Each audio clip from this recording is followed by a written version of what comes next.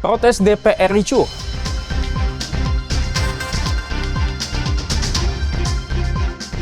Camat diminta jual sembako.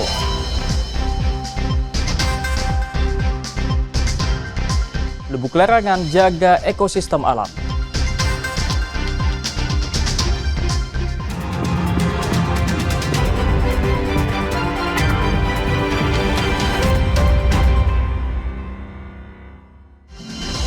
Halo, selamat pagi saudara. Kompas Sumut hari ini hadir dengan beragam informasi penting dan menarik dari Sumatera Utara.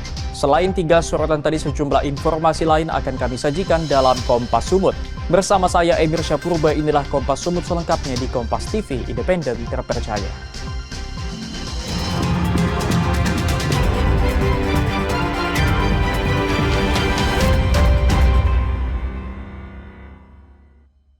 Berita pertama saudara, aksi unjuk rasa di depan gedung DPRD Sumatera Utara Rabu sore berujung bentrok. Mahasiswa yang sejak awal terlibat aksi saling dorong kemudian terlibat bentrokan.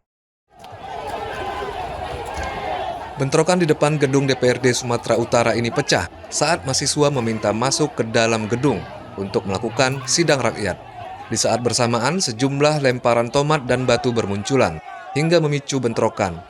Polisi kemudian mengambil langkah tegas dengan memukul mundur massa dan sempat mendapat perlawanan. Menurut Taufik Pardede, Ketua Umum IMM Sumatera Utara, mereka menuntut agar DPR segera dibubarkan karena dinilai sebagai pengkhianat bangsa. DPR dinilai tidak selaras dengan program Presiden yang menerapkan efisiensi. Tadi sempat ada bentrok dengan pihak kepolisian, termasuk saya yang kita itu semua teman-teman sudah kita tidak bawa pulang. Jadi hari ini nggak ada anggota Cipayung Plus dan anggota Pemnus yang ditahan oleh pihak kepolisian. Bang, mengenai tuntutannya apa sebenarnya Bang dalam aksi di sore hari ini? Ya, tuntutannya itu adalah kita meminta untuk DPR dibubarkan. Kenapa? Karena kemarin semangat Presiden untuk mengefisiensi anggaran untuk pembangunan skala nasional, itu kita semangat untuk terus. Tapi kemudian DPR ternyata mengkhianati semangat itu untuk menaikkan gaji. Itu secara poin dan banyak beberapa poin. Termasuk tunjangannya, Bang? Sejumlah mahasiswa sempat diamankan usai demonstrasi, namun setelah dinegosiasi, akhirnya seluruh mahasiswa dilepaskan. Ferry Irawan, Roganda Malau, Kompas TV, Medan, Sumatera Utara. Saudara, seorang pria di kota Medan, Sumatera Utara tega membunuh kekasihnya sendiri dengan cara yang sangat sadis. Korban dihabisi lantaran pelaku sakit hati saat terjerat kasus hukum tidak dibantu korban. David Chandra ditangkap tim gabungan Polrestabes Medan sesaat setelah peristiwa penganiayaan hingga menyebabkan korban tewas yang terjadi Minggu dini hari kemarin di rumahnya di Jalan Pukat 2 Medan. Pelaku menganiaya korban dengan sangat sadis karena sakit hati saat tidak dibantu saat terjerat kasus penganiayaan pada tahun 2023 lalu. Kasat Reskrim Polrestabes Medan AKBP Bayu Putro Wijayanto mengungkapkan korban sejak Desember tahun lalu tinggal bersama di rumah pelaku. Selama tinggal di rumah pelaku, korban disebutkan hanya berada di lantai 3 dan tidak pernah keluar dari rumah. Sejak Desember, korban kerap mendapat tindak kekerasan dan bahkan pernah dipaksa meminum air seni korban sendiri. Korban juga ditusuk menggunakan gunting berulang kali sesaat sebelum meninggal dunia. Si pelaku ini adalah pernah menjadi tersangka di tempat kami juga. Di tempat ini sama, pelaku penganiayaan dan kekerasan. Pelaku penganiayaan kekerasan pada saat itu ada salah satu saat ini jadi korban, dulu pacarnya si pelaku. Pernah meminta tolong kepada si korban untuk mengurus perkara tersebut. Ternyata tidak dilakukan pengurusan sehingga pelaku ini menjalani hukuman dan sampai dengan di LP. Dalam kasus ini, pelaku terancam penjara 15 tahun penjara karena dijerat dengan pasal 338 Kitab Undang-Undang Hukum Pidana tentang pembunuhan. Ferry Irawan, Kompas TV, Medan, Sumatera Utara. Saudara, seorang pria paruh baya yang mengaku bisa menggandakan uang nekat membunuh korbannya yang tergiur dengan janji penggandaan uang. Korban dibunuh saat diminta melakukan ritual. Ini adalah rekaman video amatir yang merekam proses evakuasi jasad Kwek Jue yang ditemukan di Desa Tanjung Selamat, Kabupaten Deli Serdang, Sabtu kemarin. Pria berumur 67 tahun ini merupakan korban pembunuhan yang dilakukan oleh Alfian, seorang pria yang mengaku bisa menggandakan uang. Pertemuan pelaku dan korban pun dilatar belakangi niat korban yang ingin uangnya dilipat gandakan. Korban datang ke rumah pelaku di Desa Sentis, Kabupaten Deli Serdang bersama anaknya. Saat tiba di rumah, korban kemudian diajak ke suatu tempat yang sudah ditentukan pelaku. Sedangkan anak korban ditinggal di rumah pelaku. Korban diminta melakukan ritual, meminum air kelapa yang sebelumnya sudah diminum pelaku dan kemudian diminta membakar dupa. Saat inilah pelaku membacok korban secara brutal hingga menyebabkan korban tewas. Usai membunuh korban, pelaku kemudian kembali ke rumah dengan menggunakan sepeda motor korban. Pelaku kemudian melakukan penganiayaan terhadap anak korban berhasil kabur. Kapolsek Medan Tembung Ajun Komisaris Polisi Rasma Jutarigan bilang dari hasil pemeriksaan, motif pembunuhan dilatar belakangi rasa kesal pelaku terhadap korban yang tidak membawa uang sebesar 100 juta rupiah sesuai perjanjian. Anak korban tetap menanyakan di mana keberadaan daripada orang tuanya, sehingga membuat tersangka jadi kalap dan melakukan penganiayaan kepada anak korban dengan cara memukuli, mencekik, memijak-mijak dan sehingga mengakibatkan luka di sekujur wajah dan mata daripada anak korban. Dalam kasus ini, pelaku kini terancam penjara selama seumur hidup atau maksimal dapat dihukum dengan hukuman mati. Karena dijerat dengan pasal 340 Kitab Undang-Undang Hukum Pidana tentang pembunuhan berencana. Ferry Irawan, Kompas TV, Medan, Sumatera Utara. Camat diminta jual beras murah, saksikan usai jeda.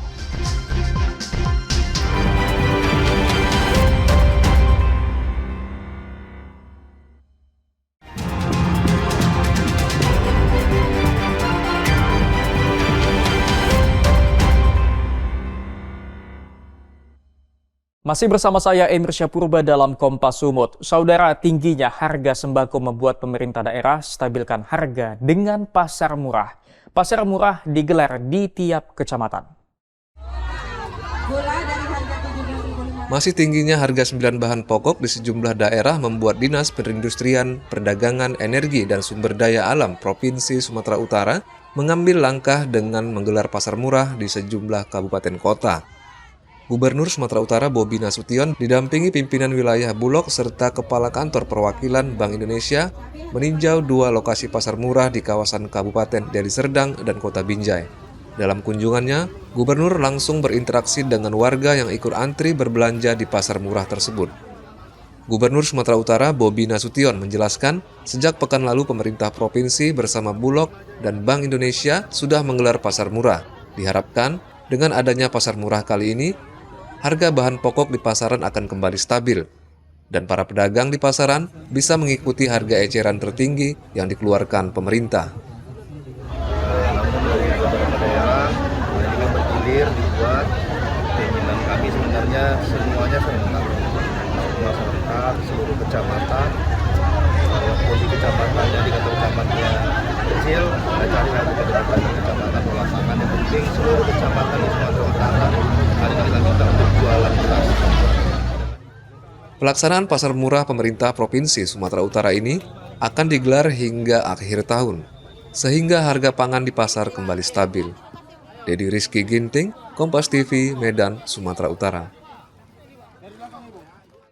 Saudara, 3 gudang pabrik mie diduga berformalin digerebek tim Balai Besar Pengawasan Obat dan Makanan Medan. Dari pabrik di Kota Pematang Siantar ini ditemukan cairan formalin dan zat pewarna. Balai Besar Pengawas Obat dan Makanan BBPOM Medan menyita barang bukti formalin, zat pewarna, 25 karung mie berformalin, air abu, dan adonan tepung. Dari pabrik mie di Jalan Patimura, Kecamatan Siantar Timur, Kota Pematang Siantar, Kecamatan Siantar, dan Kecamatan Panombean Pane, Kabupaten Simalungun. Di 3 pabrik mie kelas menengah ini, petugas menangkap pekerja yang memproduksi mie mengandung formalin. Petugas kemudian melakukan uji kit dan menemukan kandungan formalin di dalam mie siap edar. Di dalam pabrik juga ditemukan mie yang belum direbus, air abu, adonan tepung, dan cairan formalin. Total dari 3 lokasi ditemukan mie basah sebanyak 25 karung dengan total mencapai 200 juta rupiah. Selain bahan formalin, petugas juga menyita mesin pembuatan mie dan tempat perebusan. Sedangkan untuk pengusaha tidak ditahan, namun harus bersedia hadir saat dibutuhkan pemeriksaan. Dari pengusaha dijelaskan bahwa dalam 200 liter air rebusan terdapat 800 ml cairan formalin. Mulai dari penyelidikan, ya, verifikasi laporan dari masyarakat, kebetulan dari Lokatoba itu melaporkan ke kami adanya peredaran mie berformalin yang berasal dari Kota Pematang Siantar. Catchment area Toba itu adalah sampai ke Simalungun, sampai ke Samosir dan arah ke selatan sana. Nah, dari laporan tersebut, maka kami melakukan pengembangan kasus ini dan didapatkanlah beberapa tempat yang memproduksi mie, dan kita lakukan di saat kita lakukan pemeriksaan itu dia mengandung formalin dengan kita melakukan uji dengan test kit. Dalam setiap mie seharusnya tidak ada sama sekali kandungan formalin sehingga mie tersebut sangat berbahaya bagi kesehatan. Armendo Sinaga, Kompas TV, Pematang Siantar, Sumatera Utara. Saudara, pengusaha biliar dan anggota DPRD Medan saling lapor polisi dalam kasus dugaan pemerasan. Usai memberikan keterangan di kejaksaan, 2 dari 4 anggota DPRD Medan akan melaporkan pengusaha biliar. Kejaksaan Tinggi Sumatera Utara Bidang Pidana Khusus Senin pagi melakukan pemeriksaan kepada 2 anggota DPRD Kota Medan berinisial DR dan GL. Keduanya hadir untuk memberikan keterangan terkait dugaan kasus pemerasan yang dilakukan oleh Ketua Komisi 3 DPRD Kota Medan berinisial SL. Proses pengumpulan keterangan dimulai sekitar pukul 9:30 hingga pukul 2 siang. Anggota DPRD Kota Medan, Goffrid Lubis, mengatakan ada 17 pertanyaan yang diajukan tim penyelidik pidana khusus yang membahas tentang tugas dan fungsi Komisi 3. Mereka hadir hanya dimintai keterangan dan bukan saksi, sebab mereka berdua tidak mengetahui adanya dugaan pemerasan yang dilakukan oleh Ketua Komisi 3. Kita bukan saksi. Kalau saksi itu mengetahui dan merasakan, kita bukan saksi. Kita hanya memberi keterangan. Saksi itu beda lagi, kita masih di bawah saksi, dengan keterangan aja. Jadi kalau saksi itu berarti mengetahui, kita nggak mengetahui itu. Nggak ada kita ketahui itu, nggak ada. Sementara David Roni juga akan melaporkan balik pihak manajemen usaha biliar Suyarno ke Kepolisian Daerah Sumatera Utara. Laporan David terkait kasus pencemaran nama baik. Baik atau ada yang lain, Pak? Laporan pencemaran nama baik. Sudah berjalan, Pak? Sudah berjalan, ya. Sudah 2 kali dilakukan pemanggilan terhadap terlapor. Sampai saat ini terlapor belum ada di Polda. Jadi artinya dari situ kan kita sudah kelihatan. Kalau benar saya ikut di situ, pasti dia langsung hadir di Polda. Tapi ini sudah 2 kali dipanggil, 2 kali itu tidak hadir. Sampai sekarang laporannya belum berjalan. Pelaksana harian Kepala Seksi Penerangan Hukum Kejaksaan Tinggi Sumatera Utara, Muhammad Husairi, belum bisa memberikan keterangan lebih lanjut sebab pihaknya masih mendalami kasus. Husairi hanya menegaskan bahwasannya telah memeriksa pihak pengusaha dan pihak OPD yang terkait. Ada lebih kurang 3 pengusaha dan 3 OPD. Apa yang didapat? Kalau hasil keterangannya nanti kita informasikan kepada rekan-rekan media. Apa saja tadi Pak yang ditanyakan? Yang ditanyakan seputaran terkait dugaan pemerasan yang dilakukan oleh Ketua Komisi 3 DPRD Kota Medan. Kasus ini berawal dari kunjungan kerja Komisi 3 DPRD Kota Medan ke lokasi usaha biliar yang tidak melengkapi izin usaha dan pajak. Ketua Komisi 3 Salomo Pardede kemudian dituding melakukan pemerasan kepada pengusaha dengan meminta jatah agar usaha mereka tidak disegel. Rauganda Malau, Kompas TV, Medan, Sumatera Utara. Kearifan lokal jaga ekosistem alam, saksikan usai jeda.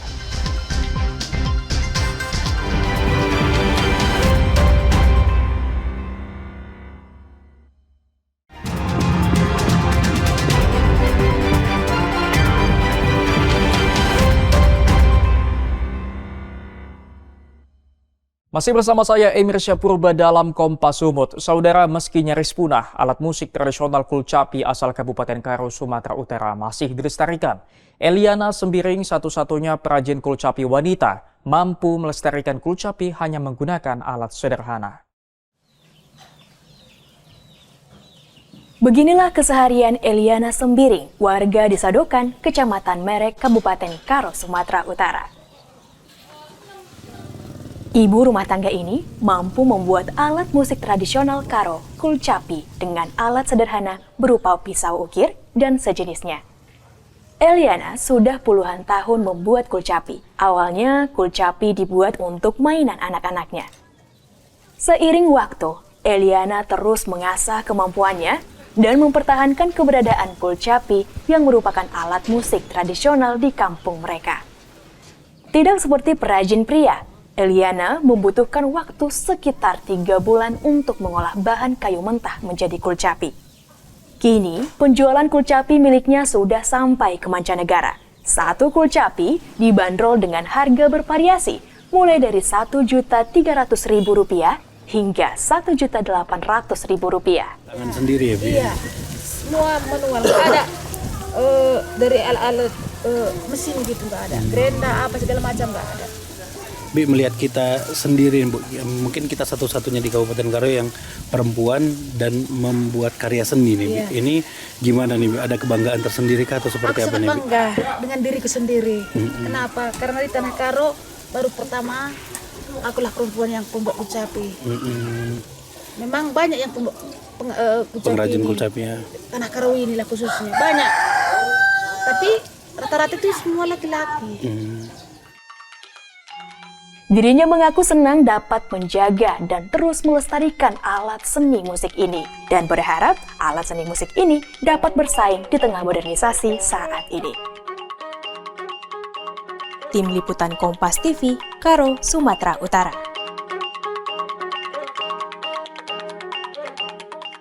Saudara, di tengah dinginnya udara pegunungan kawasan Tiga Binanga, Kabupaten Karo, berdiri sebuah warung kopi legendaris yang tak hanya menjual minuman berkafein, warung kopi ini juga menjual kenangan tempo dulu.